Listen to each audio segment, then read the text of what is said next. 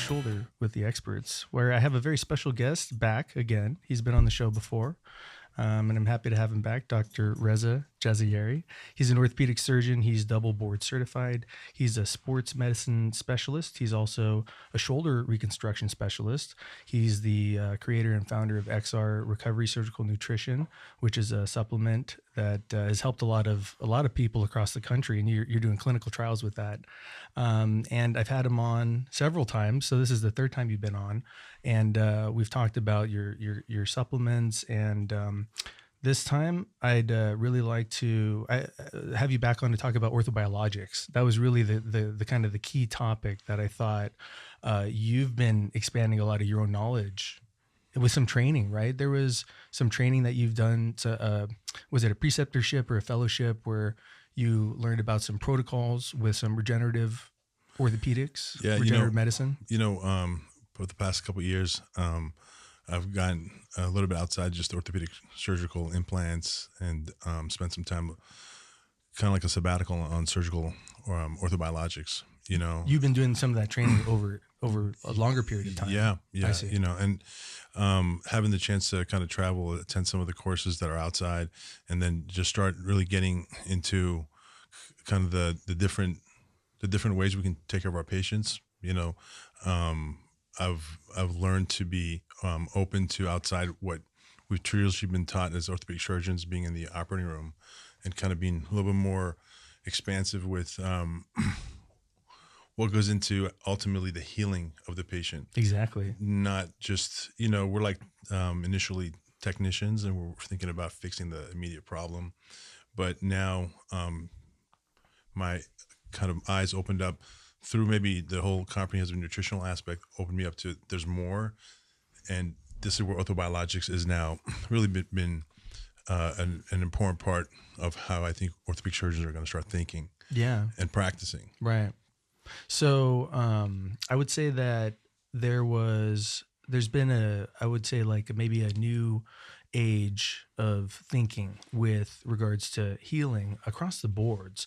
So when you look at training, you bring up the aspect of training, and we don't learn a lot necessarily about healing, how that process actually occurs in the patient that you treat as a resident that day, because you get off service, and you see patients who come back who have had surgery, and then you see how healing happens and you kind of understand it, but it takes a long time. So unless you have a specific residency where you may have that kind of continuity, it's frequent that in training, you don't have that kind of continuity to really see that in such as your own patient. And frequently, even in your own patients, they might be lost to follow-up. So a lot of times you see healing occur, predictably in certain cases. Like if you have a certain surgery, a certain tear where you fix it and you see how they do, right? So there's healing going on.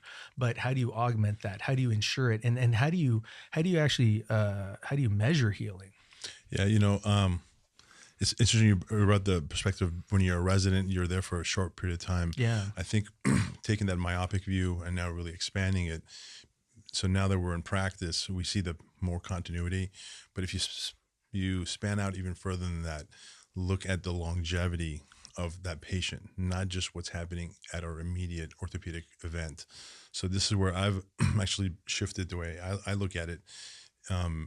As orthopedic surgeons, we play a very important role in the patient's kind of projection of life because of sarcopenia and muscle loss.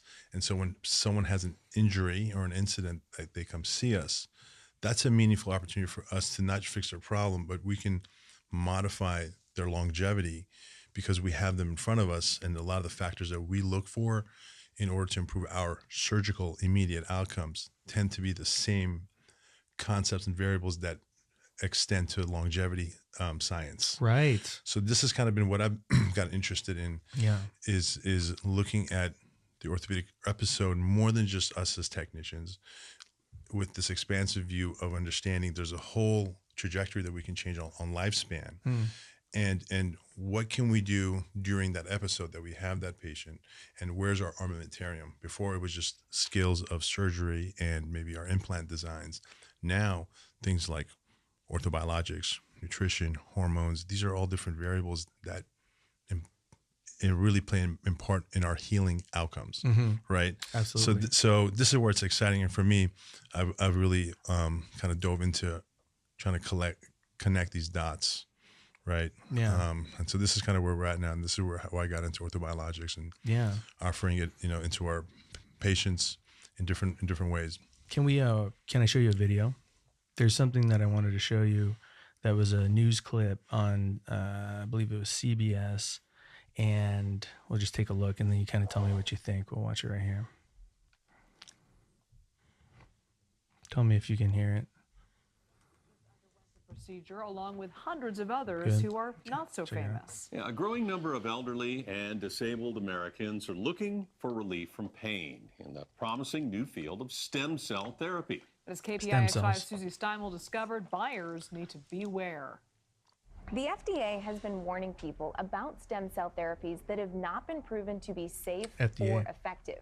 The FDA is trying to increase its oversight over clinics offering these therapies, but right now, hundreds of them are operating with no oversight whatsoever. Hi there, are you Jason Gregory? Yeah. Meet Jason Gregory, former jacuzzi salesman, now He's not a doctor. stem cell injections. Some doctors are saying this is really dangerous. I'm not a doctor, I'm a case manager, so I'm probably not qualified to talk about that. He's on his way in to host a free dinner seminar at the Buttercup Grill in Walnut Creek to promote what, according to the invitation, is a therapy that supposedly can cure everything from knee pain and arthritis to stiff and sore joints and difficulty sleeping.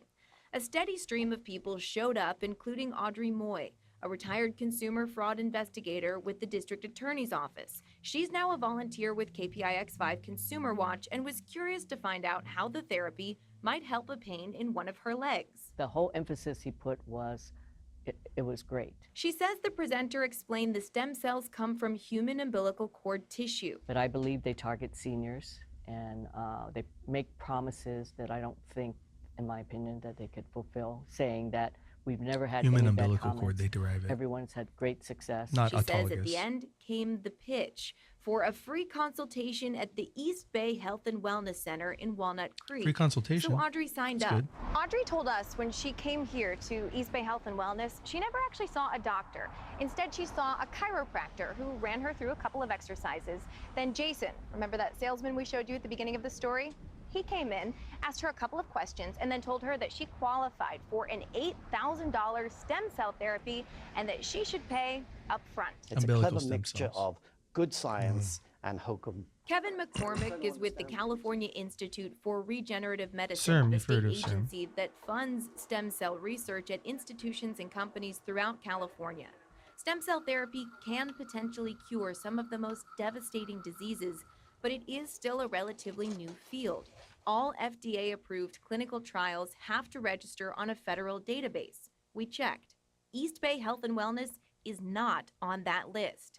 Kevin says there are hundreds of unapproved clinics popping up all over the country selling stem cell injections for thousands of dollars with no oversight whatsoever. So it's almost like they treat it like it's magical, like this Harry Potter world where you wave a wand it's over not even a these doctor cells with oversight, and they're ordering these stick it in your treatments. body and it fixes everything you want. And this apparently isn't nurses magic, are it's probably science. giving them. The therapies can be dangerous as well. It just sounded too good to be true, and it was too good to be true. This woman went blind from an unapproved stem cell treatment in Florida in which stem cells harvested from her belly were injected into her eyes.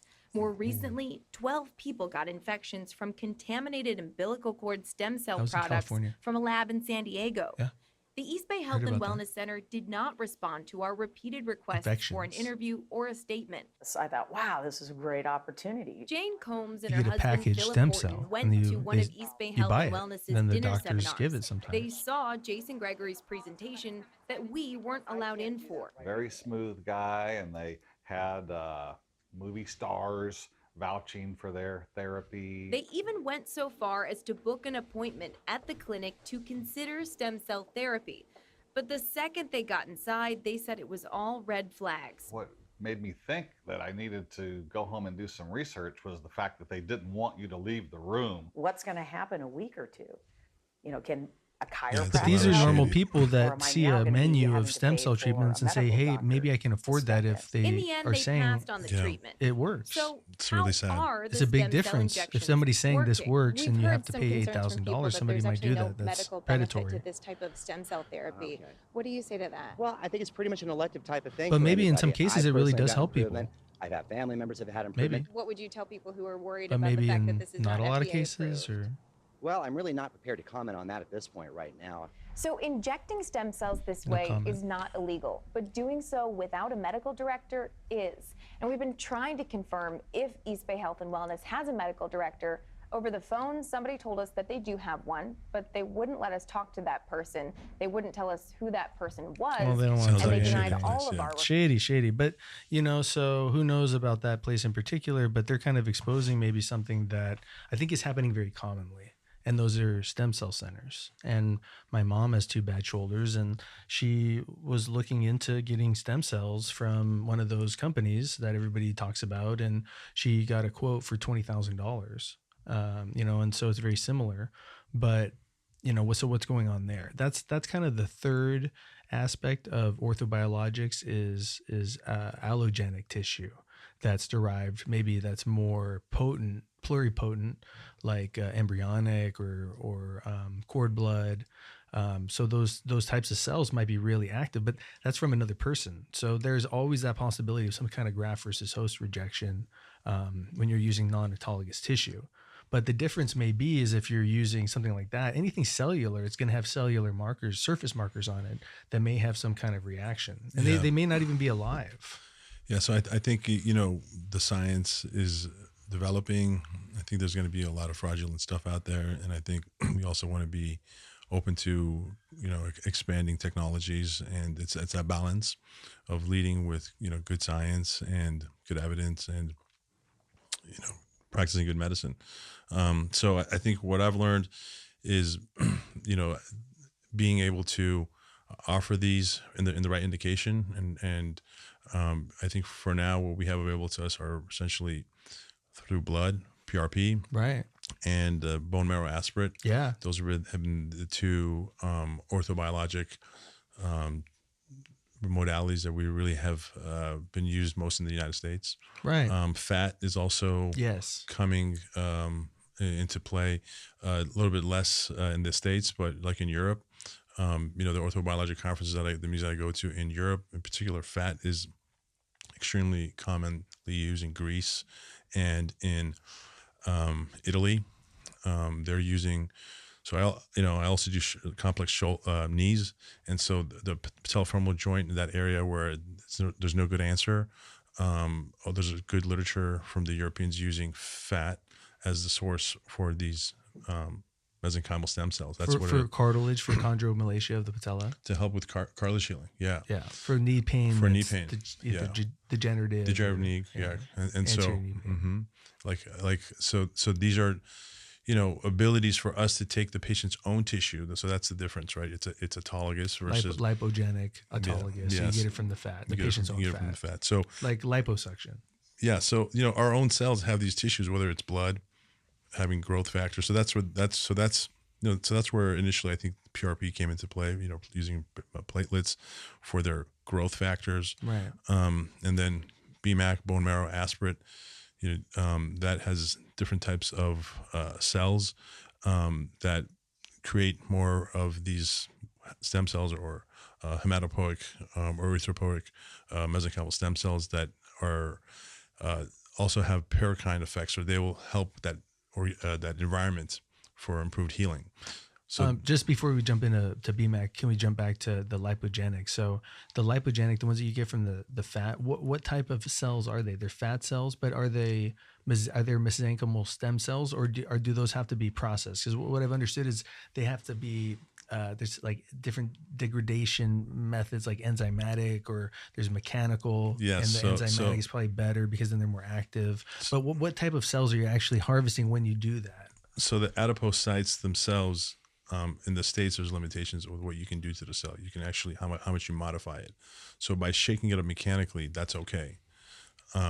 So you'll see that with some of the companies that they'll create it that way. In Europe, the FDA doesn't want. Sorry to cut you off. The FDA doesn't want you. They want minimal manipulation. It's so the they don't want manipulation multi-step processes where Right. you grow them. They do not. So that's approve where that. that's where in Europe you can actually take enzymes to break down the fat cells to release these mesenchymal stem cells.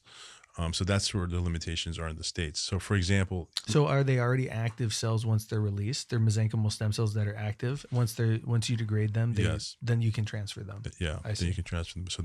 So you don't have to. They're not cells that you have to alter in terms of their signaling and then try to get them to stimulate into a different tissue. They already are ready to go. Is that right? the most current thought is that the cells themselves are not becoming new cells. The cells there provide releasing cell signaling, so they become actually signals that they provide. Oh, I see. That's why exosomes, for Right. example, Right, exosomes. are being looked at. So it's not like that tissue then turns into the next tissue. It seems that maybe it's more of a paracrine effect. So you're kind of changing the ecosystem of that healing area by bringing this bone marrow that has these mesenchymal stem cells that not necessarily become then that new tissue, but release these paracrine or these side signals. Sure. You know. Yeah, So, a lot of those cells may die, Yeah. in the process of transfer, but if one or two or some of them, and then the whole system survives because So, all the yeah, stuff is so, there, right? Yeah. So they can grow. So my journey, Or differentiate, I should say. So my journey of kind of leaving just orthopedics and going into orthobiologics, I put this together in what I call the biofertilization technique. Yes, that's a surgical technique that you developed. Right? It's kind of a journey coming together of what I call biofertilization technique when I do it all around in the ACL or in the shoulder. So the philosophy is you're taking autologous bio tissue and you're fertilizing the area that we want to heal. And so I'll take, like, for example, in rotator cuff, take blood for the PRP, for the providing the growth factors, and then that patient's asleep, so I'll take bone marrow. Same, you can spin it with the same machine. So you're doing your work like you normally do. And then for the synovium, that we do a synovectomy so we can see to do our arthroscopic. The synovium has growth factors. I learned that from Gus Mazzacca. Gus Mazzacca's work. Yeah. In the bursa. Yeah, in the That's bursa. where a lot of the stem cells are. We're doing some research with that. And so you take the bursa, as opposed to throwing it out, when you have an injury, your body's trying to heal. So you have a rotator cuff there that's torn. Your body maybe was trying to heal it by bringing in those growth factors. Yeah, his work showed that they get more activated. Yeah. There's more of them, but they particularly over the tendon. They're not where they need to be to heal. Yeah. Or it's beyond healing. Sure. Right? It's degenerative. Or inflammation might get in the way. There's a lot of factors. It's a lot of right? factors. The point is that's a source, an autologous source. Mm-hmm. So to me, I'm like, recycle it. So we take the bursa, we take the blood, the PRP and the BMAC, mix it, and then inject that back in at the site. And I learned that from Hernigue, who's like the godfather of bone marrow. So tell me about Hernigue. Did you spend some time with him? No, I just ran into him at some of these conferences over and over again, and then just picking his brain and understanding this guy for 40 years has been working on using bone marrow aspirate to treat non-unions, trauma, rotator cuff. He did the first work on rotator cuff. Seeing how effective it was for that elbow non-union I did, remember that? That guy was an open non-union of the distal humerus, and he healed his 80%, but the lateral condyle was gonna not heal. And I had plated him, and it was one of those cases where it was like, hey, if this case doesn't heal, this is gonna be a problem elbow. Yeah. We all know those cases. Yeah. And I said, I had done a few BMACs, and I said, this would be a very good case for BMAC, bone marrow aspirate. And so the patient actually brought up looking at platelet-rich fibrin, which I love when patients bring up cool stuff. Love that. Love that too. I love it. And I said, I haven't heard about it, but let's look it up. And so I did. And it's a fibrin, where you have a double syringe where it will have a fibrin It's like a scaffold. mediator that will kind of make a scaffold. That's cool. It was very cool. It was an Arthrex product.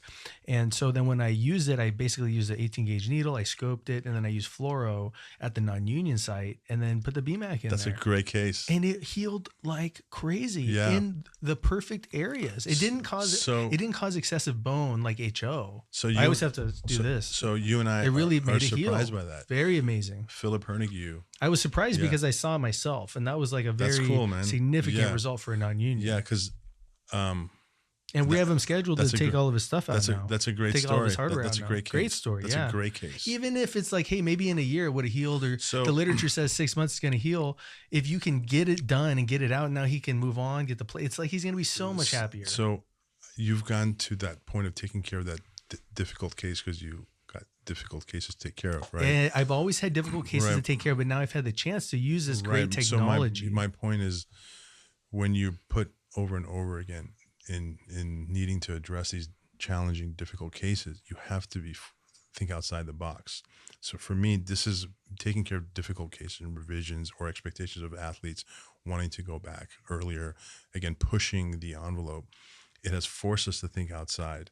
And so for me, this is where the whole biofertilization thing has come together. It's been there the whole time. It's been there because it's been in silos, right? But it's been part of your own body. Yes, it's been there physically residing in your own body. But you're a smart guy, and you're able to figure out where it is, how to use it in your own indications for the bad problems that you treat. And that's an amazing thing. Same thing with the supplement. It's been very exciting. Exciting. It's been and to see the results and to see patients. And look, it's going to take time, and that's why you don't want to do things that are not indicated. You know, I've leaned on someone like stick with your indications. Definitely. Yeah, no, that's for sure. But what I'm saying is, when you have a challenge, like when you look, you brought this up again to me, which really hits home on a lot of things where we are. Talked about our experience as a resident gives you certain things, and then now you're 15 years, 20, whatever, into practice, you start looking at things differently because you've had more awareness. I think I've been very fortunate to travel outside of just the orthopedic world, and like ran into guys like Philip Hernigue, who's had 40 years of using biologics, doing that over and over again, and published on it, and so having someone like him do 40 years of work. And now being at where I'm at now, taking some of those golden nuggets, and then applying it to where we are now. So when I was using bone marrow or PRP, we were like dumping it on the tissue, processing. Mazak and I have been trying to figure out what's the perfect medium to try to put it in. High leukocytes, low leukocytes. We're still arguing over that. That's a whole different conversation. And then it's conversation. like the mediators, you put it in, it just goes everywhere. But you know what? It all matters. That's the reality. Absolutely. So that's what I realized. It all matters. With that 100%. And I think when people do PRP, I've learned so much from guys like Don Buford, who taught me about ultrasound. So now I have 3 very great PAs who do amazing work with the ultrasound, but I never looked at it. I was like, I can't even tell. I'm pretty good with the ultrasound. Right? He knows. Now it takes a lot. You got to do it. Now I've learned so much because every single patient I see, I put an ultrasound on. Yeah, that's a great thing. So it's become my body scanner. I love it now, right? And I can't even think of doing it without it. So my point is, I had to go out and learn that from like Don Buford and attend his courses and take notes and tour my patients. Then it turned to guys like, Philip Hernigue, right? And then have discussions with like current awesome guys like Brian Cole and what he's doing. And so like I'm getting to have these amazing people, come together.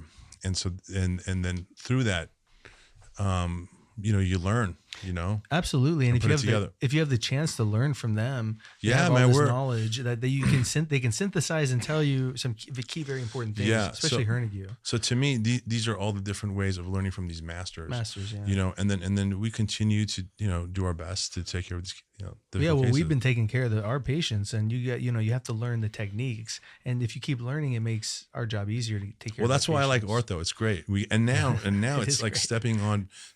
Dynamic. Very dynamic, now we're getting to do these orthobiologics, and so combining it with surgery, combining it with metabolics and nutrition. And so I think there's a whole new way of managing patients that is, a little bit outside the box thinking, but it's a culmination of all the different masters that have been out there. And now with the way the internet and technology and conferences are, you have these international relationships that really exponentially take up the way we can take care of things. Yeah. Well, you said now we get to do these orthobiologics, but we've been able to do these things. No. It hasn't like we've been restricted. It's just that it hasn't been common. Well, I guess now I'm saying now, it's if you look at how much it was being used in surgery, I didn't see it. It wasn't. And so like when I would go to some meetings, I'd be the only orthopedic surgeon, maybe except Don Buford, who was at these orthobiologics, because I thought it was some kind of quacky. It was quacky. I was like, what is this crap? And some of it I think is still crap. They call it sports magic. Yeah, no. But I think that's the reality. Some of it. Magic's okay if it works. In everything we do, there's some crap, and there's some good stuff, and it's our job to distinguish. Yeah, scientists. That's why even the ultrasound, I was like, if I'm going to go through this whole process, even taking PRP, there's so many, from other guys. Again, I continue to learn, like how to even take PRP. I almost stopped using PRP because I wasn't processing it right. Now that I'm processing it differently, we're doing a double spin. We can exactly see how many and maximize our platelets and get the right buffy coat that we want. It's totally dependent on how you process it. And then you see the results based on how you want to tweak those little dials, and then you can do those things because you're the scientist now treating the patient as a chemist now, which is why it's cool. The PRP is kind of like chemistry. Again, plasma, it's like plasma science. And you ask guys who've been doing this, again, Luga Podesta is another. Yes, that's what I wanted to talk to you about was Luga. Yeah, so Luga. So I spent a lot of time with Luga. I went down to Luga and hung out with him. And what is his background in terms of his training and how what his practice is like? Luga was Curl and Job, non-operative, but he got in the OR a little bit with the old school guys from back in the day, and so he's had a lot of just great clinical experience and been through the through the chapters of how orthopedics and non-operative orthopedic has been managed, and he's been in the OR, so he gets the ins and outs, and he's been with the best guys for a long time, and he's adapted to learn as a non-operative orthopedic surgeon, physiatrist, to have these different modalities, right? So they were going from the ice to now he's become someone who is taking care of a lot of high level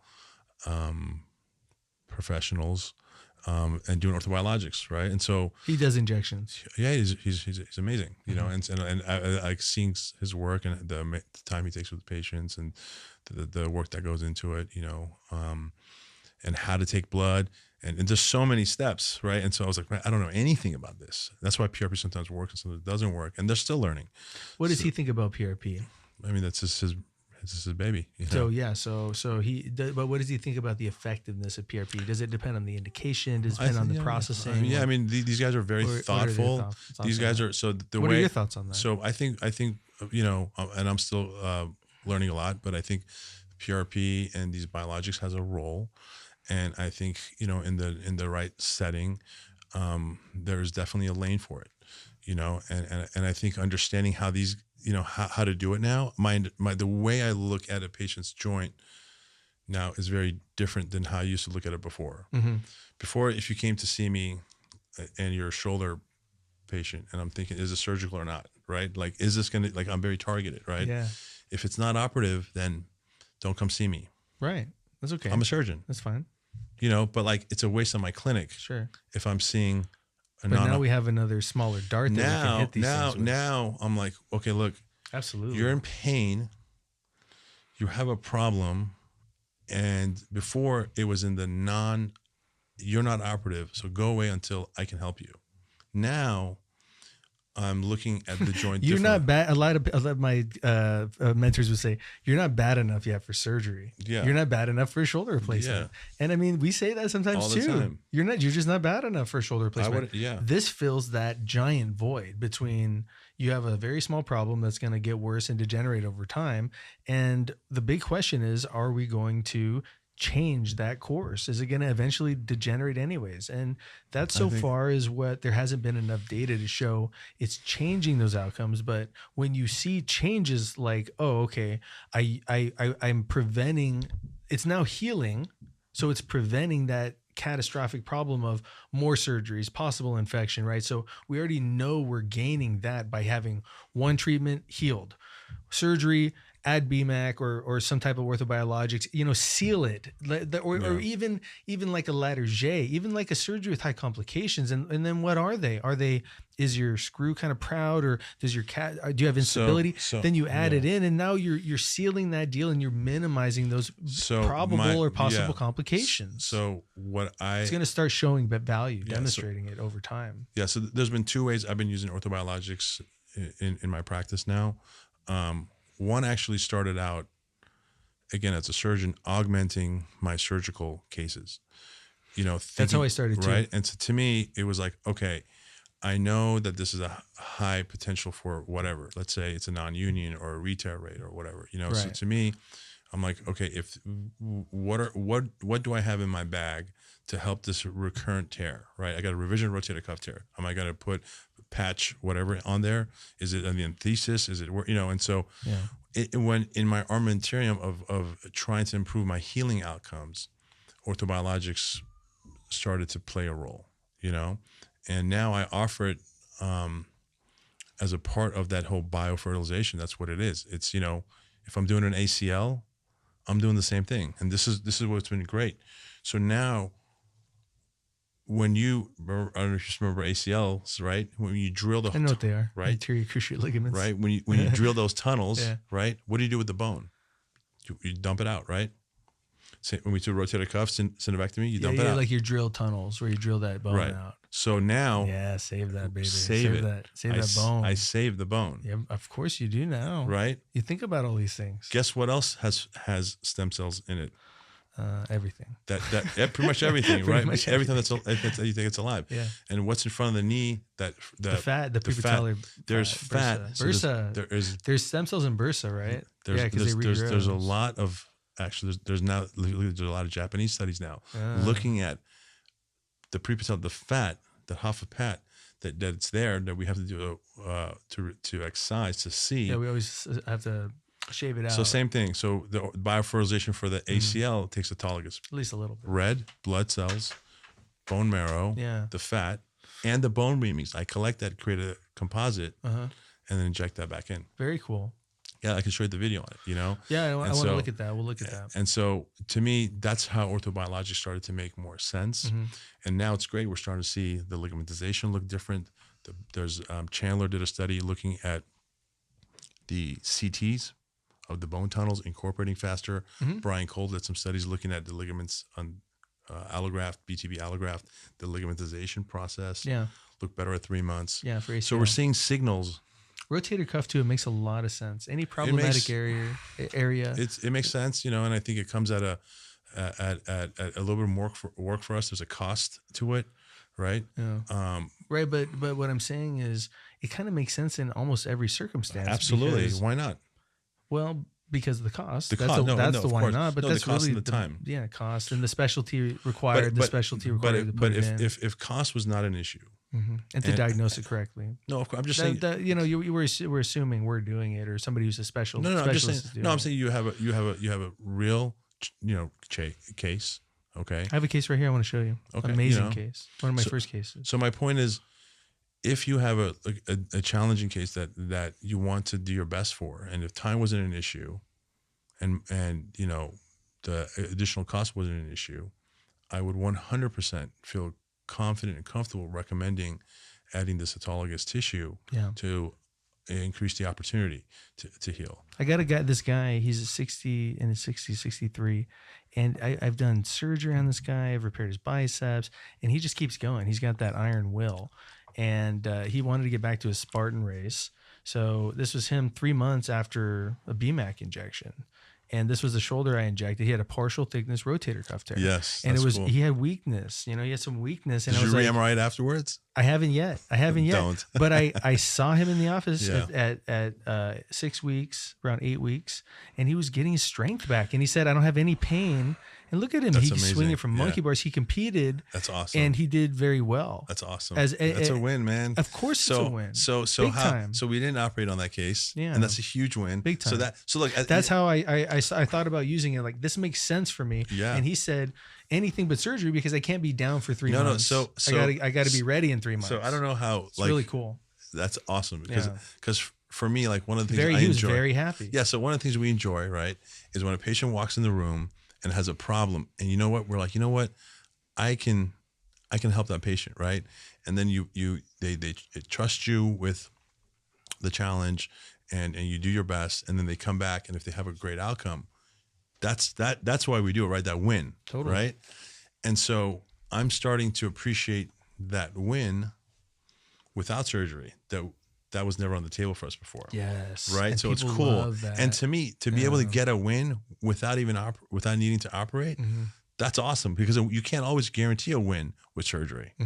Right. And we know that, just because he got back there, I had this conversation the other day with the patient. There's two things we have to look at with these biologics, especially when patients come in to see us. They have a problem. Usually involves pain, and then does it involve healing? Is it going to actually heal that? The second part, the first part, we know generally these help a lot with pain. They modulate pain in some way. They allow some healing to occur, most likely in such a way that you can get some strength back. I don't know if that's for sure going to heal. It's tear into a normal, tendon again and make it anatomic. I also don't know that it's not going to do that, And so the cases that I've seen and how the clinical cases are going on a case-by-case basis, the checks are all being checked off on all the boxes at an earlier time point. There's been one case where I used non-centrifuge, and he seemed to have a little more pain, and for the BMAC, and he seemed to be kind of slower to move. But then when he turned his corner, he was like, this feels great. Like I feel, and that's what I've seen. They turn these corners and they just start to feel like they're on the right track for healing. From what I'm understanding, a pain response is a positive response. Like you want patients to have some pain. I've heard that from a lot of the experienced orthobiologic guys who say their patients, they tell them like pain is part of the early process. Maybe, kicking off some of that through inflammation, normal, probably, healthy, inflammatory. And then it should come down. So anyway, I think pain is okay. When I did my elbow and I had PRP, it hurt a lot. And then it got better, So look, I think these have a role. We have to be very balanced in our approach. I think we have to be forward thinking, but also mindful. And, we have a lot of good things in our armamentarium that we have to, have good indications, I think as scientists, we owe it to our patients to look at these as potential. No, it's great. You have to keep up. There's a balance. You have one end of the spectrum. You got the guy who doesn't at all look into anything new and is still practicing in 1986. They can survive these days at the large corporate hospitals. That's one way, and the other way is to be a sham. That thing that you were showing on, most likely that stem cell stem cell clinic from a chiropractor. Stem cell menu. Right. So you got these two ends of the spectrum. None of them. Which stem cells would you like today, madam? Right. The umbilical type or the so you have so you have these two ridiculous ends that are both terrible. Yeah. And so then you do your best, in my mind, to find even not making any changes, but going to with what works and just doing surgery and just doing therapy, you're still helping a lot of people. There's people are resistant to change to these things. No, but that's fine. If that's okay, that's part of it. I think so too. That's okay. But the part, I think I also like continuing learning and understanding that we don't have all the answers, and what we're doing today, I hope, is not what I'm doing 2 years from now. But what's interesting is there's people at corporate hospitals and corporate institutions, and I keep saying corporate, but really it's when your reimbursement depends on the surgeries that you do. These aren't reimbursed that way. So there's a bias against these biologics at a lot of institutions. I don't want to get into the politics of all this stuff. That's the reality of it. No, we have a reality, and politics and play a role. Because they don't get paid. And I think cost is a real issue, and what we're talking about right now is still not covered completely by insurance, and maybe one day it will. And I think it's going to get more covered as we get more science. It needs more science. But there is a healthy middle ground where you offer these responsibly, in the right indications. Well, and the universities need to have some. But these things take time, right? And these things take time. I think so. And you just have to be in my mind, keep up with it. Well, it's showing it seems to be very safe. And that's what's checked a lot of my boxes off in terms of clinical use. Yeah, I And haven't had any problems with using no, me neither, orthobiologics, which is you a know? major Well, thing. of course, do no harm Surgery first. can do no cause harm. Do no harm problems, first. so. Yeah, you know, Right. So we're always looking at that balance. Yeah. So to me, it's good to have that additional armamentarium both in enhancing surgical outcomes. It's become a standard for me to recognize. To me, it's like, if I'm going to do this and I want to do this with the best of my ability, I want to offer everything on the menu for the patient to heal. So to me, it's a standard of my approach to patients, just like looking at their hemoglobin A1C if they're diabetic. Like, why should you set up a patient for failure, right? And if there are things that we can do, and that to me is very important. Patient selection and patient engagement, to me, is probably the number one place where you can go right or go wrong. Well, that's where it starts from, Yeah. is where, you know, the conversations we have with them, because they come to us about solutions, shoulder solutions sometimes, and elbow solutions in different parts of your body. But, you know, you come in and really you're looking for those things, and we have the knowledge where we can guide you, we can give direction to our patients, and they come to us and they trust us. So if I say, I need to operate on your shoulder to make you better, then they trust that that's the right answer. Sometimes now I can say not doing surgery might actually be a reasonable option if we consider BMAC, or if we consider, I don't know if PRP replaces what I do in the shoulder. I haven't seen a lot. No, of course not. No, of what do you mean? evidence, What do but you mean? I see, well, because I look at PRP as replacing cortisone. You know, if we're using, I replace cortisone with plasma, because that's your own body's healing potential, and cortisone doesn't heal things. So I may be able to use cortisone, but I'm becoming interested in it less and less, unless we're just going down a total surgical route and people are not interested in paying for orthobiologics. They're clearly better to me. So I think PRP is, and I want to talk to you about PRP. I want to just have a whole section on that, because that's an interesting topic. But the way I use platelet-rich plasma, that's now expanding because of my interest in processing. But stem cells with bone marrow aspirate and potentially lipogenic stem cells, that may play a real significant role for me in treating patients with partial tears or degenerative problems without surgery.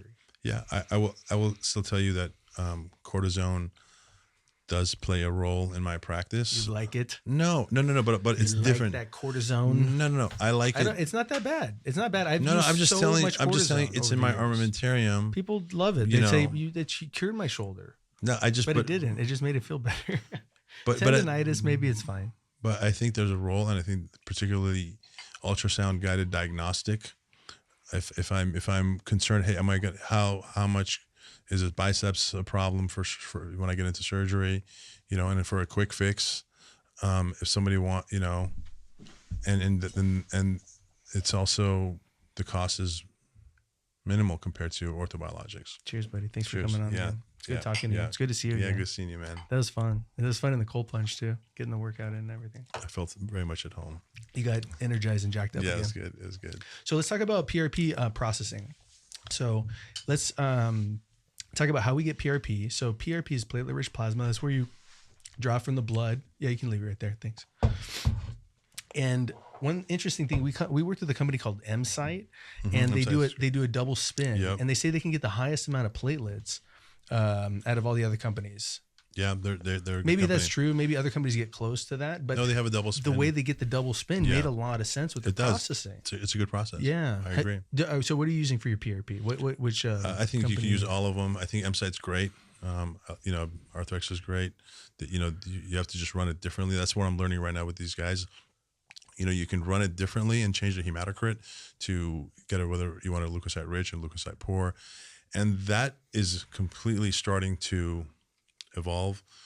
I kind of vary it now. Sometimes I'll use more leukocyte rich if I want more cellular PRP, and then I use leukocyte poor if I want no pain, no cellular inflammation, and I just want more of like a modulating pain type. So treatment. I think what do you think about that? I think that's in line. Is with that way off? Or no, I think that's in line with what we've been taught.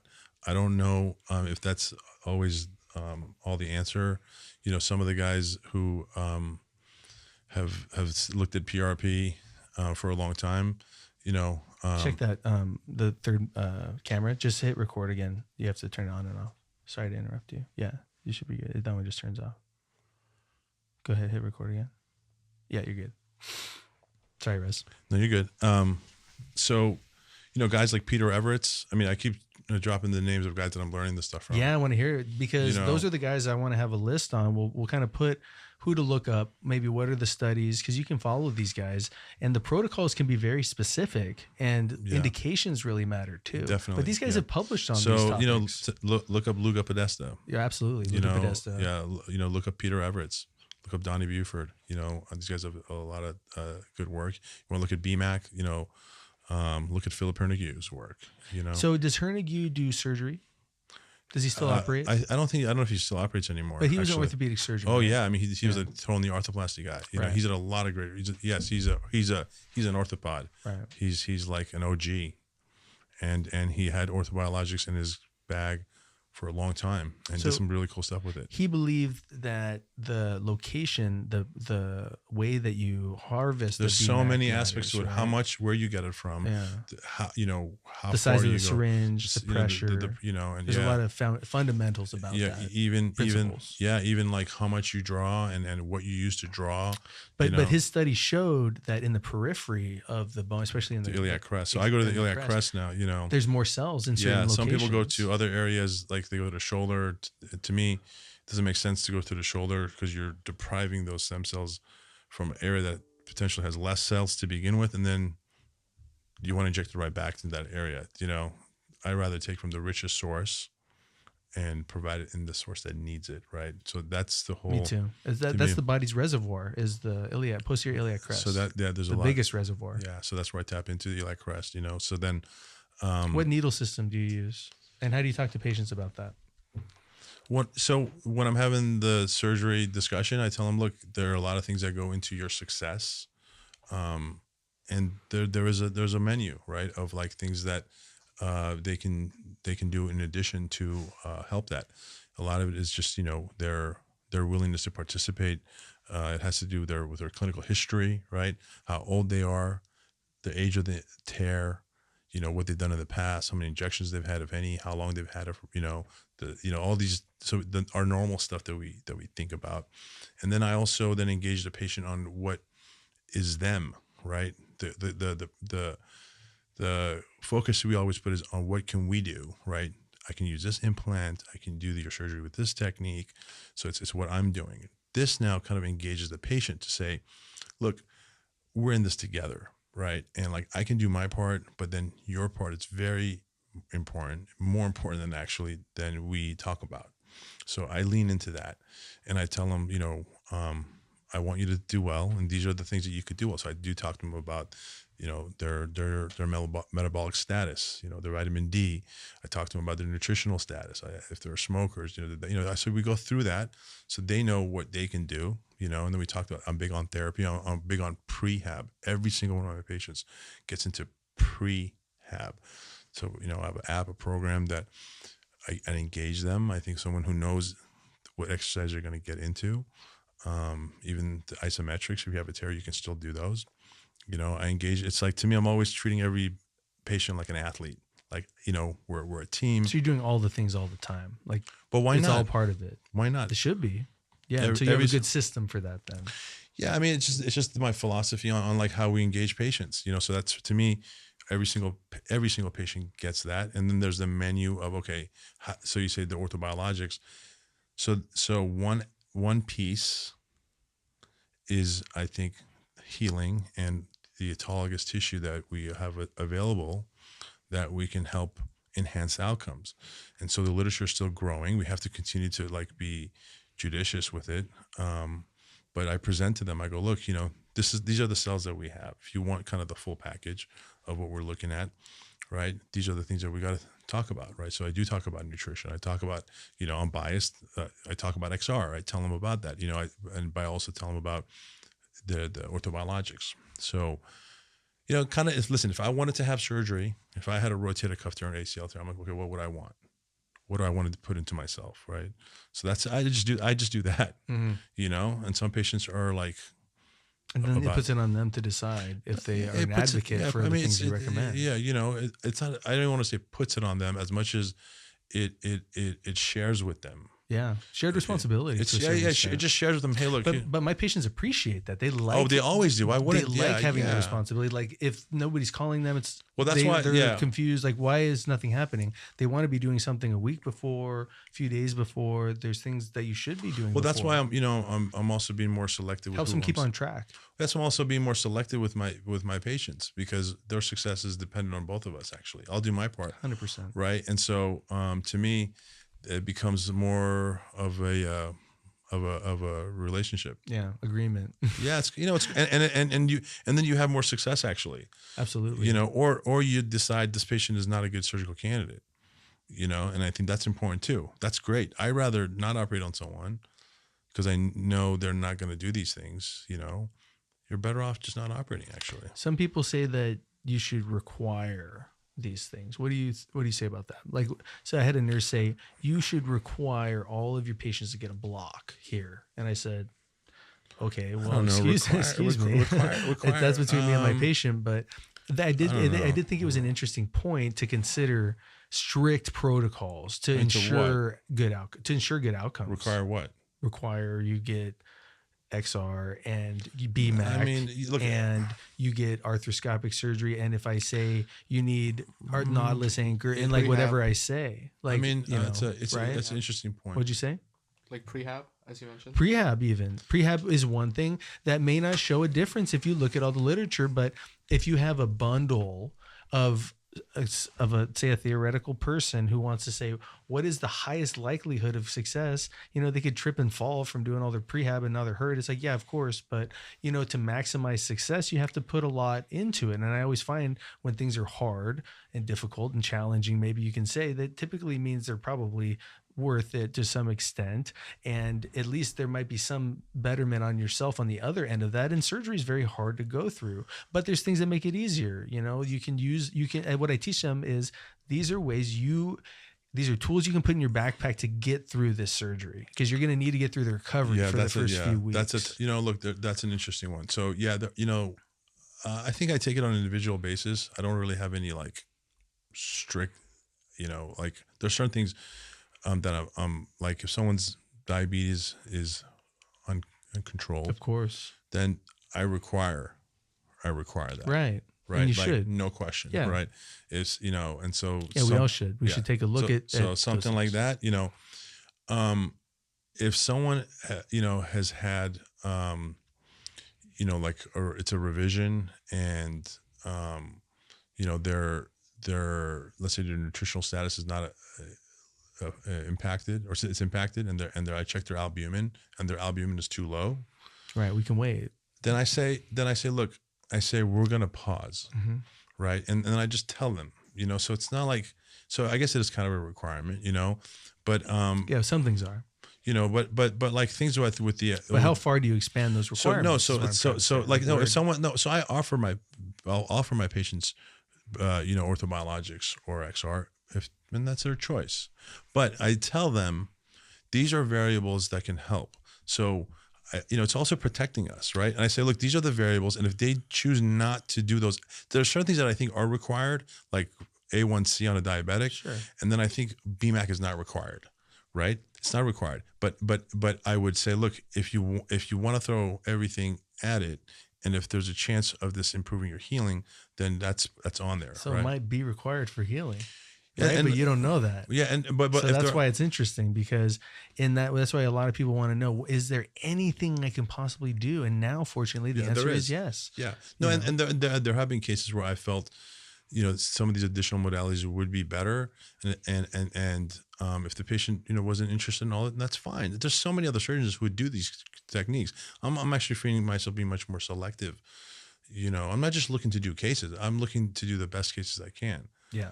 You know what I mean? And so it's, I rather operate less, but then help more and be more effective. Right. You know what I mean? Right. So, I don't know. I think it's okay to say no, actually.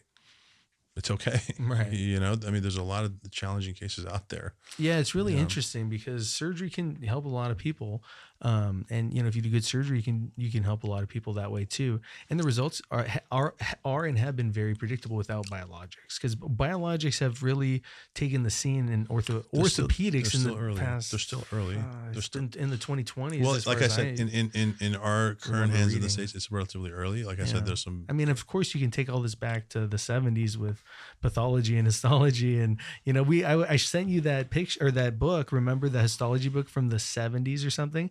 It showed the bone marrow, and it didn't even talk about any mesenchymal cells. Right? It was like we didn't know what was in there. Yeah. So things, of course. So yeah, we got to keep up, man. Yeah, they stain either pink or purple. Yeah, that's we definitely about it. keep up. Okay, so we talked about PRP. We talked about processing. So one aspect of knowing how much and where to put it in. What do you like to do for your PRP in terms of indication? So where do you find it really works? Where does PRP work for you as an orthopedic sports surgeon? What parts of the body does it work best? Like, what are the best indications for PRP? I think the literature, probably lateral epicondylitis, Achilles, but I think really any tendinopathy. In your hands. Well, I see a lot of shoulders and elbows and knees. So I would say, the partial rotator cuff tear, the ones that they're definitely not operative, it's like 30-40%, tear. It's like, those are the patients, I think. When do they get better? How far after the PRP treatment? And does it take one, or do you do multiple? I think if you just rapid fire. Yeah, I generally do one. One. I do high dose. Yeah, one or two. And I think always high dose. Why not high? Why not do high dose? Because the frequency of the patients having to come back. I think the results are probably dose dependent, and I think if you give one high dose, you mean it'll work better if it's high dose? I think the dosing of the platelets is the number one variable in the outcomes that we have this far. Is that really? Yeah, absolutely. The number of platelets. Well, then we should all be using the most platelets, I think. Yeah, and, right? and do you know what the easiest way? It makes sense because that's what's activated. Right, and do you know what the easiest way is to get the most amount of platelets? Suck them out. I don't know. Process them right. Get the most volume. Yeah. We just had a case, and again, I got a good amount of volume, and then we got a lot of good PRP. Got a lot of good platelets. So volume. So taking more blood, and depending on so the whole system on which joint, how much blood you want to take, and then you kind of work backwards from, where you want to hit. And so now I look at the joint very differently. So before it was like, okay, is it surgical or not? And then if it's not surgical, it goes away. And if it's surgical, I go down my surgical algorithm. Now, if it's non-operative, I have a very different kind of algorithm that I'll start to look at, and I'll start to look at the individual pathology. I'll start to look at the bone. I'll start to look at the labrum. I'll look at the tendon. I'll look at, is it a joint or a cartilage problem? And I do the same thing with the knee. And this, again, what I've learned from these guys is to look at the joint as an organ and the different components that are involved. Yeah. And then hitting certain areas with bone marrow injection, intraosseous. Yeah. And other areas going, and that's why I've had to learn, the tendon, location, using ultrasound guided. So to me, like using ultrasound has become a very important part of my practice. So intraosseous, are you doing intraosseous in the clinic, where you go through the tendon and into the bone and inject? You can. I haven't done much in the office. OR. But as I transition, yes, I'm going to start doing that in the office now. Absolutely. That makes sense. Yeah. Because then you can put them especially, into the bone. especially, again, in the knee, which I never was, again, interested in non-operative stuff. But now there's an area where you want those patients that are arthritic to a certain point, maybe the K1 and K2s, the early arthritis patients. I think those patients are a very good indication for, using these orthobiologics. So for PRP, have you ever heard of using it topically? Have you heard of freezing it and using it maybe for topical applications for wounds? Yeah, I mean, you for could, skin care even, because you'd have to use it on yourself. But that's what exosomes are basically, right? Those are types of exosomes. Well, PRP, is using the skin and facial stuff all the time. Right. So yeah, I mean, these growth factors can have a lot of benefits. Vampire facials and all that. So would you do that for yourself? Yeah, why not? You know, yeah, I'm gonna do it too. You know, I think so.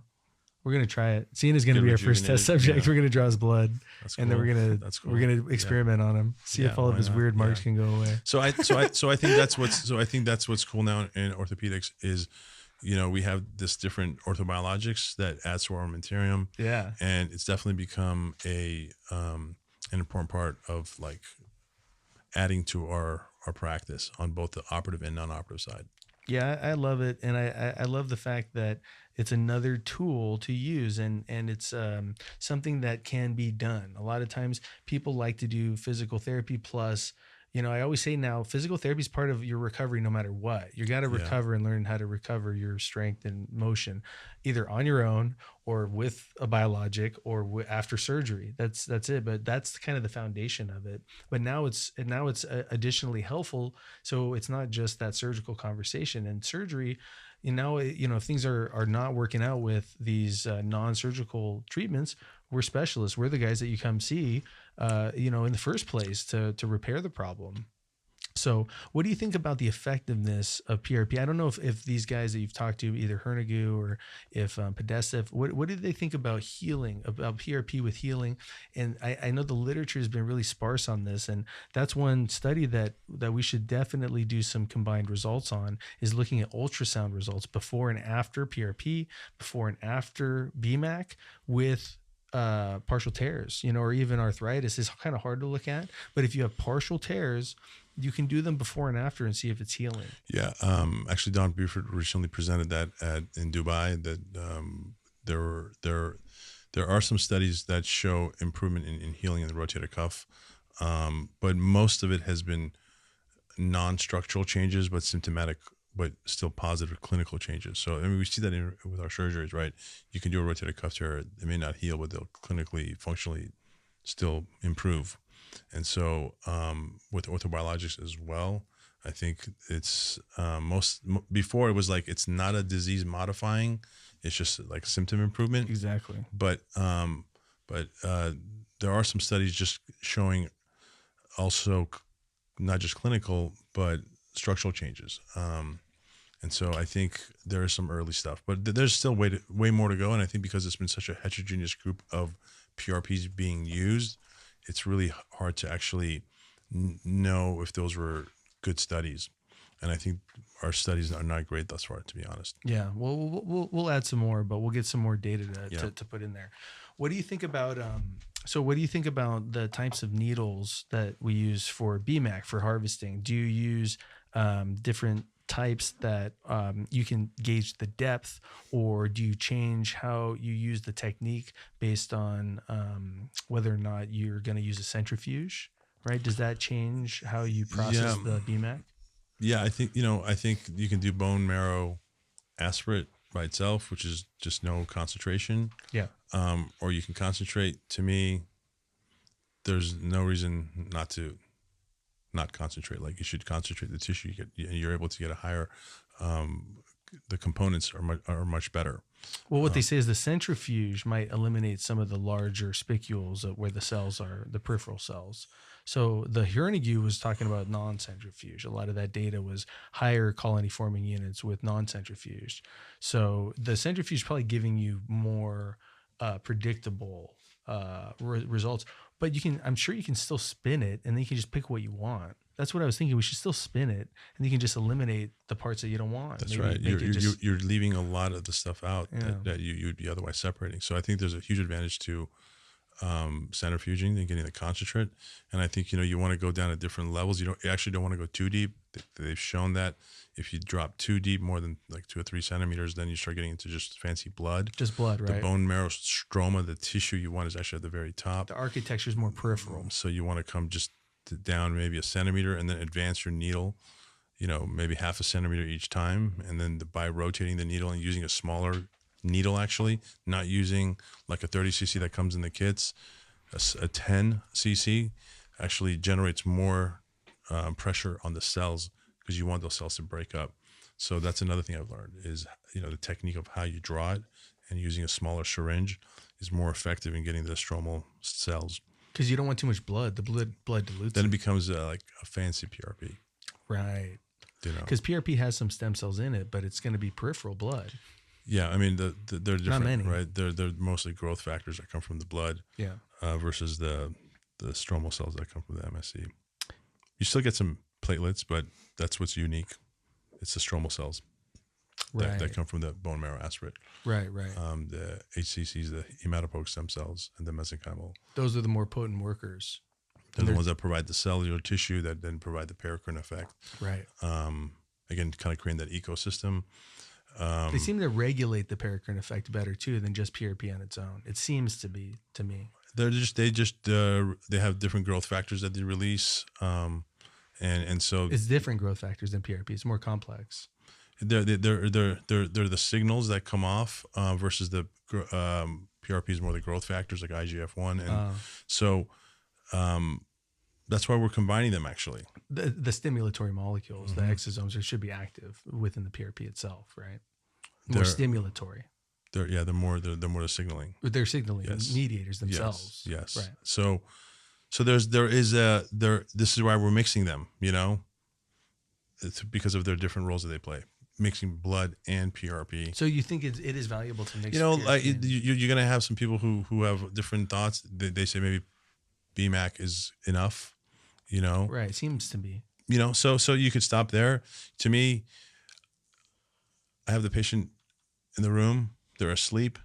I'm already doing a bone marrow. Yeah, case coming up, I'm going to do that. I mean, so for me, I just do it, and it's the same machine. You know, I just ask the anesthesiologist to take some blood. So it is, you know, it adds maybe a few minutes. Right. From the anesthesia taking blood, it's not even that hard. Right, because they're already asleep. They're asleep, and so I think it's a short amount of time that's spent. Yeah, the kits I'm using are 8 minutes. You know, so it's 2 spins, whatever they're doing it in the back, one for the bone marrow and one for the PRP. So it's 2 different spins. But then I have the cells. So to me, if I'm in that mindset, so that's why again, this will take a little bit longer, but I'd rather do that and do everything I can.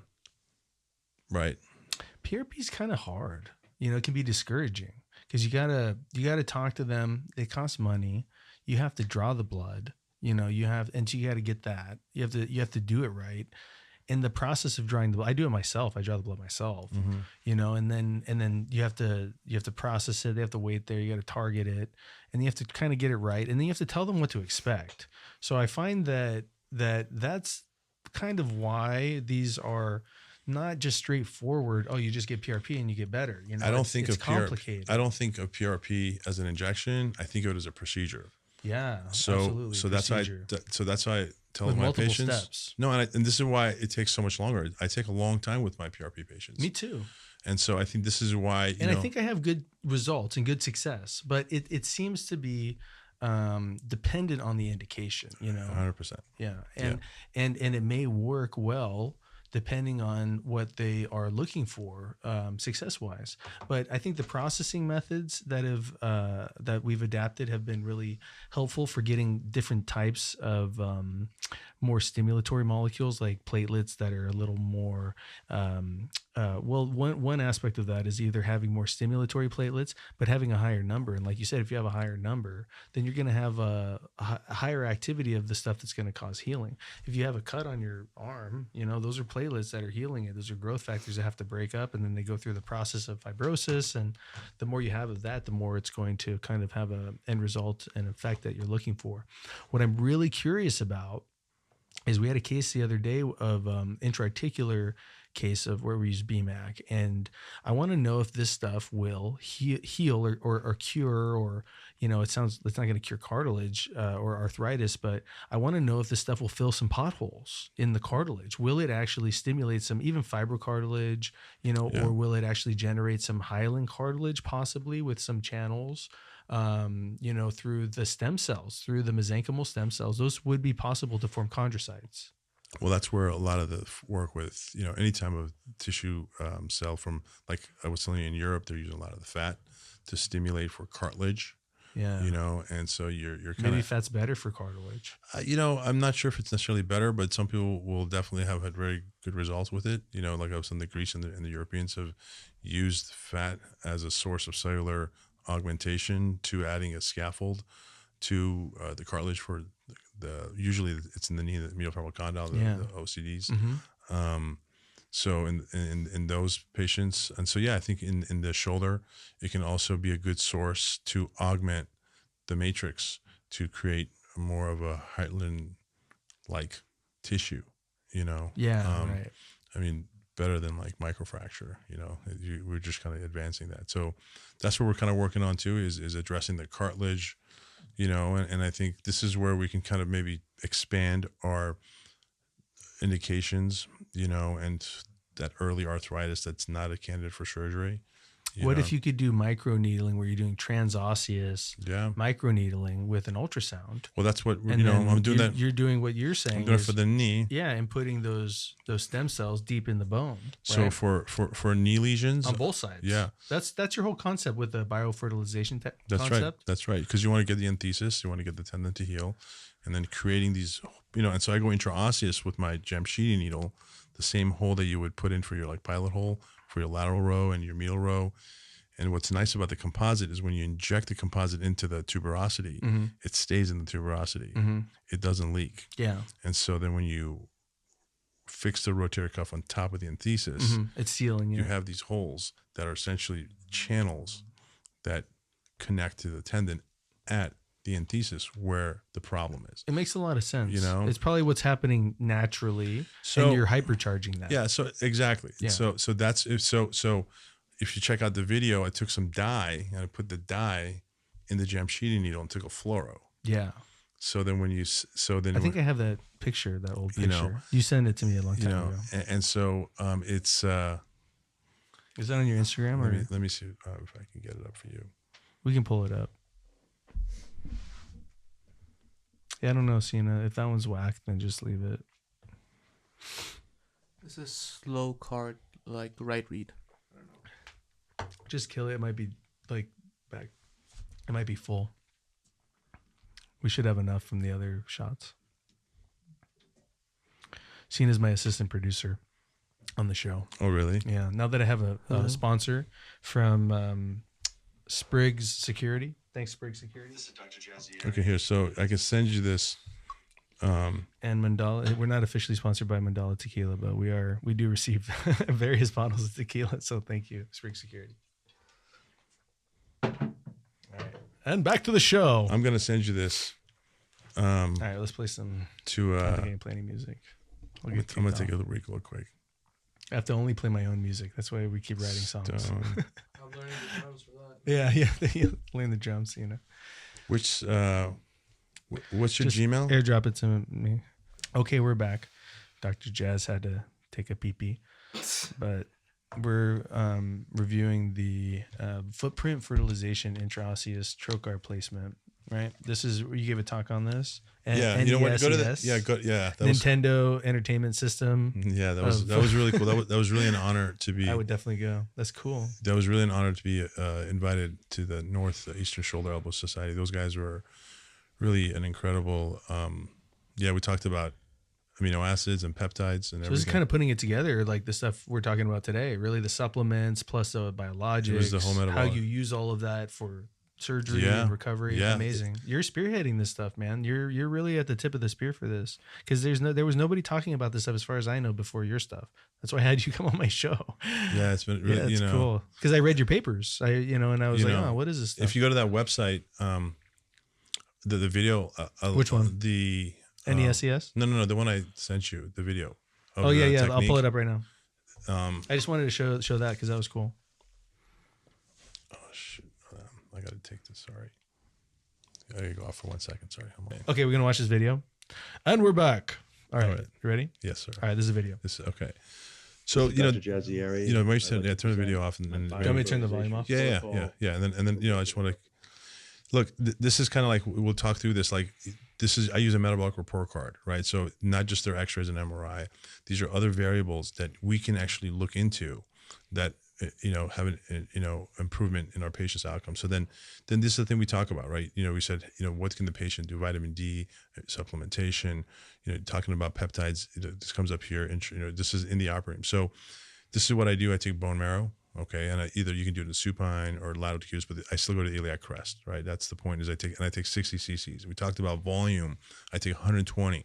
So I take quite a bit of blood. And then this gets on the back table 2 separate spins. One for 60 cc's of BMAC gives me about 3 to 4, and then 120 gives me about 4 to 5 of PRP. So those are my cellular components from that. Then I don't waste the tissue on the rotator cuff. This is what I learned from Mazaka. So we collect the bursa. Again, there's cells in there, right? Don't throw them away, right? They were trying to get the body to perhaps heal, and now we just took it out because we couldn't see. Now keep it, okay? And so I think, and they've even shown that it has more cells than in the bone marrow. So it's trying to heal. Yeah. So then I collect that, and then so I actually release the tissue by mincing it. So the shaver's off, but as opposed to enzymatic. You're using a shaver. Yeah, oh, that's cool. Yeah, I'll give you my tricks right there. Very cool. So then I'll take demineralized bone matrix along those two, and I'll make this composite. And don't turn the suction on. Don't turn the suction on. Right. And this composite, you can have the nurse do it once you show them, and then you create this mixture that ends up becoming something that you can pack into this syringe. And again, the syringe to me is this idea of keeping it in the area. So either your rotator cuff repair, whatever you want to do it, And so this is our problem right here. Right. It's the enthesis. Smith and Nephew anchors. Right. And so actually they're not, but I love all the companies, That's all the same. And so mostly. So after you pass your sutures or whatever, so this is where the trocar comes in, okay?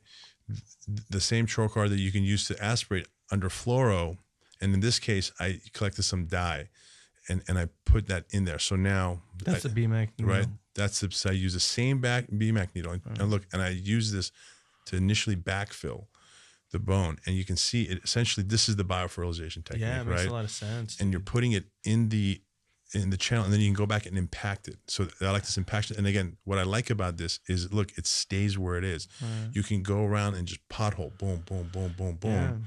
Yeah. And you're really seeding, hence the biofertilization, right? So now it's contained, and then you come back and you do your double row over it, right? Totally. So that now, makes sense. Right? So now all those cells are going through these channels to really create that enhanced, like you said, biocharged. And then if you go under fluoro, you can see that substance right there. And then my lateral row, before I put my lateral row, and I learned this too, I'm like, you know what? Use that hole too. So as opposed to doing like a pilot, I'll use the Jamshidi, pack that in. And again, I learned this from the French guys, intraosseous. Cool. I was like, they're getting good results. That's how they got great results. Hernicue, after 10 years, had a very high success rate with using this technique. I took this from him, but I put it together with the newer stuff, right? So it's been, I've taken a little piece of everyone. So now this is sealed, right? And putting this back. No graft, no biobrace. So I'm looking. So and then I'll inject. This is what I used to do in the past. That's right? what I like to do. Yeah, but listen, I don't know how much of this is actually going anywhere, or how much it's staying. I'm hoping it's staying here after repair like that. Yeah, exactly. Right, but so I'm hoping it stays. But I know now. That's why I use biobrace in the recovery room. It's still there. Well, I mean, that's so cool. So that's awesome. So that's the biofertilization protocol, and it encompasses, the patient's own tissue along with bringing in the peptides and bringing in and that becomes on the menu that I show my patients. And so on. But some people are like, you know what, I want it all. Right. And fine, it's the menu's there. For me, that usually involves BioBrace, because the BioBrace is a collagen scaffold. I think that's a fantastic product. Awesome, I think right? it's awesome. Yeah, it's awesome stuff. I think look, so that'll be on the menu. Because it fails from the tendon and the sutures. And so this is great because it gives you additional stimulatory healing cells that will stimulate healing. But it still has to heal. If it fails, it's going to fail from the tendon. I think absolutely. These are all great technology, and we have to have these available for our patients. We do. And I think, whether it's a BioBrace or, different type of, company that you're using, I think this is what's great with our technology. And you have to choose your flavor, Well, it becomes highly dependent on what we think it's going to do, right? If our patients ask us, should I do it? It really depends on how we talk to them about it. Well, no, I'll tell you, it's based on my results of collecting, The more I do it, the better it seems to be going. I mean, I wouldn't say it seems to have a very good use and application for many, many cases. Look, in my hands, at least, I can say that when patients are engaged and they show up and they sign up for these things, they're clearly way better. I mean, day and night. Okay. I still don't know exactly which component I can say is the one. People are, what's the one supplement, or what's, I think the secret sauce is really all of it. It starts from indication, and I think when you present that and patients are all in, I think that's the reality of life. It's never like, oh, this is one thing. I think it's really a combination of things, particularly when it comes to healing, that is going to look, you can put all the biologics in, but you don't do the right surgery, it's not going to work, So I think, but adding this approach overall, my patients are doing better, and we got to collect the data to continue to show that, Absolutely. I think we're responsible to collect the data to show that. Yeah. If you're going to do these treatments, I think we're responsible for that, to really show the effectiveness of it. I want to show you, I'm going to go to my Perplexity. I used to use ChatGPT, but it kept giving me weird results every time. But Perplexity is pretty consistent. But I have I want to go over this company called, or it's I don't know if it's a company or if it's a technique. Have you heard of what Regenikine is? Regenikine is a branded form of autologous conditioned serum, ACS, also known as orthokine. I've heard of orthokine. It's an autologous cell-free biologic that focuses on anti-inflammatory proteins rather than platelets or stem cells. Do you know about that? Have you used that at all? No, I haven't used it, but it's another protein. And, proteins are also, again, have their own category, but I haven't used it yet. So this says what Regenikine ACS starts with a patient's own blood, which is drawn, so it's from your own body, and then incubated, typically at slightly above body temperature in a special glass tubes, and that produces anti-inflammatory cytokines like IL-1 receptor antagonist IL-1RA. After incubation, the blood is centrifuged and filtered. The final injected is a cell-free serum enriched in IL-1RA receptor antagonists and other anti-inflammatory mediators. That's pretty cool. So it has it's IL-1 receptor antagonist. Yeah, that's IRAP. Yeah, so that's what Kobe was getting. Yeah, it's IRAP one. Yeah, and so you can feeling better because you had no inflammation. No. So you can actually get this from bone marrow, and that's the advantage of centrifuging it. You can get these proteins. Oh, you can get this. Yes. We can get this from the BMAC. Yeah, Can you get it from PRP? There are a lot of things from PRP that for example, getting platelet poor plasma has a lot of the proteins in there. And so that's what I'm learning from Lugo Podesta and these guys, where there's a lot of elements. So you can actually take the platelet poor plasma and filter it. And when you filter it, you're left with some of these bigger proteins. Right. We just did that with the double filtration technique. That's right. We used the double spin, which was cool because it's not the double spin. That's not what you're talking about? No. So the double spin is you take the blood right. at a different, rate and velocity in a minute. You'll spin it or like a light spin or a hard spin. Sure. And then you can send it separate, and then you can hit it again, right? But at different points in the processing, you can separate those different layers, and then the spinning is later. So it might be after the first spin you separate, right? So that way you can start getting to the chemistry aspect of it. Yeah. You can tinker with that. Yes, I know absolutely. You can. That's absolutely. What we're just doing. That's how you change But it might be in between the second spin. Yeah, and on some of these systems, like an Angel system, you can change the hematocrit to change what PRP you want, if it's leukocyte rich or leukocyte poor. They use a photo, like a light. So it can differentiate based on size. Differentiate, okay. So what I'm talking about in addition to that is platelet poor plasma. Okay. Platelet poor plasma, you usually just dump it. Right. That's usually fine, right? That's what the studies show. It's better. But you can keep and concentrate or filter out the platelet poor plasma that has proteins in it. Oh. And so those are protein matrix cells that you could use. So again, Lugo, so you should definitely look at Lugo's work with the group from on the East Coast. They did that. So last year they printed that paper out. Peter Everett's.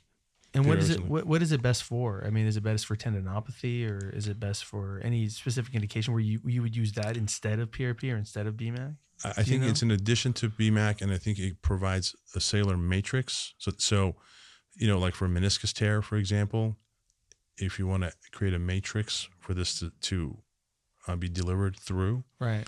So even if you think about right now, HA and PRP, are being done together, okay? Because there's a protein matrix there, and so I think this is what where you're getting. It's the additional. So if you're going to do a rotator cuff tear, a partial tear with injection, so what I do for a rotator cuff tear, I'll use BMAC into the tendon. And in addition, if you have PRP, you can even use some of that protein cells to augment that. Yeah, right. So then you have a scaffold for that potential tissue regeneration, right? So you still need the building blocks and the scaffold in addition to the signaling factors. So maybe even using, that was another, maybe part of my question about the processing method of PRP, and this kind of stems along with that. Is there a way, or maybe a best way, to process PRP to get multiple, to harness each best aspect of it, and then maybe use it differently? Yeah, that's what exactly in that same patient. Yeah, so depending on if you're looking for leukocyte rich or leukocyte poor. Yeah, and not wasted. So you can be very deliberate and intentional with the tissue you're trying to hit. And some people have strong opinions about leukocyte rich and leukocyte poor. Some people, will tell you that leukocyte rich, because of its pro-inflammatory response, it's causing more pain, so you don't want that in certain areas. But other people will tell you that's part of the healing, and even though it hurts, you're still bringing on some of that positively wanted inflammatory pain response that will help with healing. So I think there's still a lot more that we need to learn about our formulations of PRP, but I think we're making advancements, and so it's good. So it's part of our, armamentarium now. If you had one biologic to choose, if you can only pick one that works the best or that you have the most hope for in the future, which one, what would it be? I think bone marrow has a lot of good potential for us, and the accessibility for us is great. We have that, but I'm also really interested to learn more about fat. And I've generally always hated on fat, but because we're not plastic surgeons, we're bone. But no, I just think it's interesting. The plastic surgeons love fat. They live in the world. Yeah, and I think we can learn a lot from them. I mean, absolutely. I think I've learned a lot from my plastic surgeon colleagues. Me too. A lot, because I think now we're becoming more delicate in how we're thinking. We're carpenters. And we're more cellular now. We're more cellular because, again, it's the first thing you brought up in this talk. We're healing, right? We're thinking about healing now as opposed to fixing. And I think today's surgeon needs to be more of a healer and less of just a fixer. Absolutely. Well, it's been good having you on the show again, man. I can't think of any more fun things that I could delve into deeper. We need to have a group where we have Hernigu and we have Cole over there, and then we got, you over here, and then we're all talking in a room about this stuff because this is so exciting. And these guys are masters through experience. Yeah. And they really have spearheaded this. Yeah, for sure. Where they've gone against the grain to some extent. A lot of the, the old timers have been the tried and true guys, which is great. And you should always know how to keep your skills with surgery. But this stuff is so exciting because it doesn't, a lot of times doesn't involve surgery. Or if it does involve surgery, it is augmenting the results and the healing of surgery. I think we're in a very exciting time. Very exciting time. We're going to continue to learn more. Yeah. And I'm happy we have it available to our practice now. Well, and we should think, we talked about the training involved in this, and I've had a lot of learning on this, and from talking to people that have done it, right? That's a lot of the training that I've received. But eventually, and maybe very soon, there'll be formal training on this. As orthopedic surgeons, we need to take hold of the fact that they say with the hip fractures, you own the bone, right? If they fall and they break their hip, we are responsible for their care, and we're also responsible for preventing that. So we should be responsible for orthobiologics and the treatments, these stem cell treatments. That's what I showed here. This guy's not even a doctor, and he's doing stem cell treatments, that's scary, right? man. That's scary stuff. But we're the guys who are hesitant to do stem cell treatment. That's a good thing. We should be. But we're the guys that are also scientists, and we've had papers, and we do the studies actively, and you see the results clinically, and so we need to continue to keep our eyes on these things, with accuracy, and to look at the outcomes, but also really see if there's problems. But so far, so good. I've seen a lot of either success. And one way I kind of talked to a patient was maybe failure is just lack of success with a lot of these biologics. Like maybe it may not cause a lot of harm if it's done the right way, but the biggest problem I've seen is it maybe is not working to fully heal the situation. Yeah, indications. Exactly. What are we starting with? Yeah. Thanks for having me, man. Well, it's good having you on, man. Yeah, It's good to see you again. We'll do another one. You'll learn a lot more through doing it, right? Through all through the experience, and then hopefully talking more to these guys. Let me know. Write it down. Absolutely. Bring the protocols back every time. Okay, I'll have you on again. Okay. Well, thanks everyone for listening on the Early Shoulder Podcast. That's awesome.